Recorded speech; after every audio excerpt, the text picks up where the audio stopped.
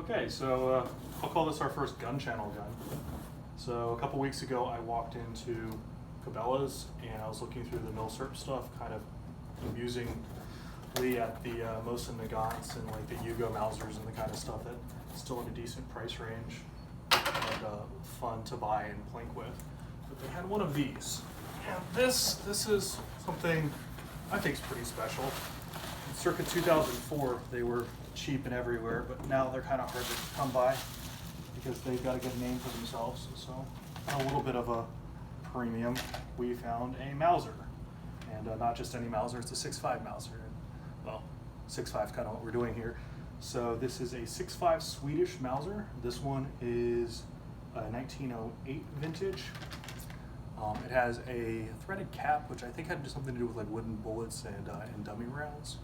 I think this is a M96 or a model 1896, so it should give me about a 28-inch barrel. So the cool thing about the Swedish Mausers, besides the fact that they're Mausers, which is arguably the best action ever made, is that the Swedes, one, didn't go to World War I and didn't go to World War II. So most of their milsurp guns are in pretty good shape. Two, they figured out 6.5 was the way to go about 120 years before everybody else got off their ass and figured it out.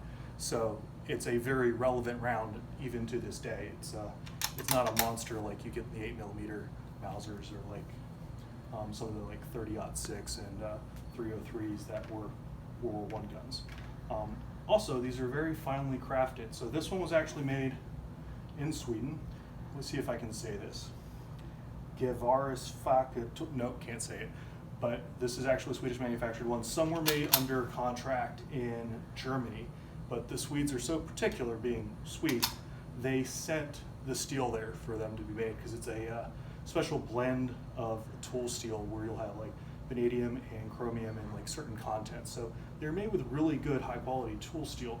And these are just a step above. Like if you grab one of the Yugoslavian Mausers or Chilean Mausers or Mosin Nagants, you won't see beautiful little hand punched, perfectly parallel everything. Like look at the, I don't know if we can zoom in on this. Let's bring it over to the light. Like look at the meter marks in the crown. 300, 400, 500, and 600 meters. And just pops right up. So this little, I mean, look at the bluing on the spring steel. Like just watch the action. Just gorgeous, right? And it's still got the lock on it from Cabela's. I guess this is walnut, scraped up, got some personality to it, some dings.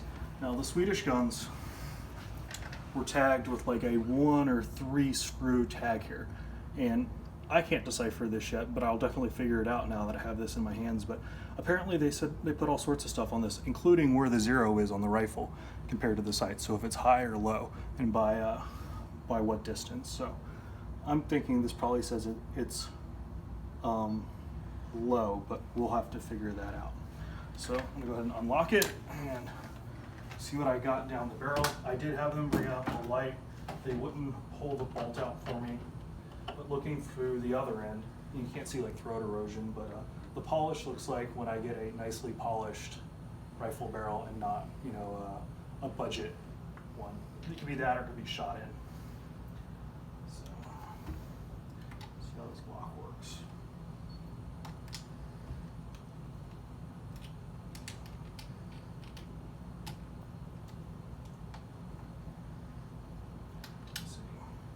Also, let's see, some other channels that have reviewed this gun. Iraq Veteran 8888 was plunking it 600 yards semi-successfully with it.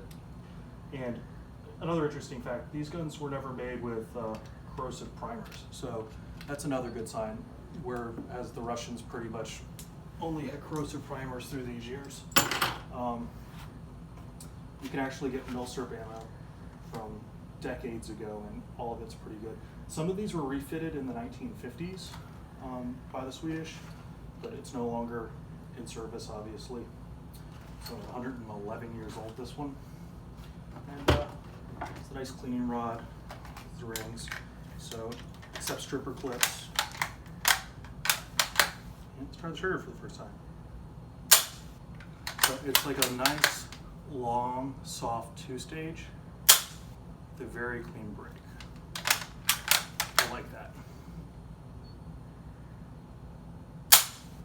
it's nice. I think this is money well spent. We'll find out when we get it on the range.